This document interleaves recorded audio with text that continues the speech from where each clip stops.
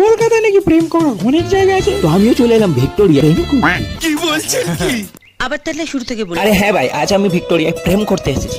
কি বলছিস তুই? दो बार बोल चुका हूँ यार, बहरा है क्या? 30 টাকার টিকিট কেটে ভিতরে ঢুকে পড়লাম। পাথর পড়া রাস্তায় যেতে যেতে দেখি একটা পাগল একা একাই বকতাছে। কিছুটা এগিয়ে দেখি এখানে বাচ্চারাও ব্লগ করতে শুরু করে দিয়েছে। তারপর ভিক্টোরিয়ার সামনে অ্যাঞ্জেল পিয়ার সঙ্গে দেখা করে আমরা চলে আসি ভিক্টোরিয়ার ভিতরে ঢুকবো বলে। এখানে এসে দেখি ববি দিওল মাথায় বোতল দিয়ে লাইন দিয়েছে। 2 ঘন্টা লাইন দিয়ে ভিক্টোরিয়ার ভিতরে ঢুকেই আমরা একটু পিয়ানো বাজিয়ে নিই। তারপর আমরা চলে আসি আরো পুরনো জিনিসপত্র দেখার জন্য। তারপর ভিক্টোরিয়ার রানীর সঙ্গে একটু দেখা করে কিছু পাগলদের মতন ভিডিও করে আমরা চলে আসি ব্যালকানিতে। তারপর আমাদের ইন্ডিয়ান ফ্ল্যাগ দেখার পর চলে আসি আমরা বাগানে আমাদের মিউজিক ভিডিও শুট করার জন্য। তো এই ভিডিওটা পুরোটা স্ক্রিপ্টেড, কেউ ভেবো না যে আমার গার্লফ্রেন্ড হয়েছে। এবছরও আমি সিঙ্গেলই আছি, কোনোদিন হবে কিনা তাও জানি না।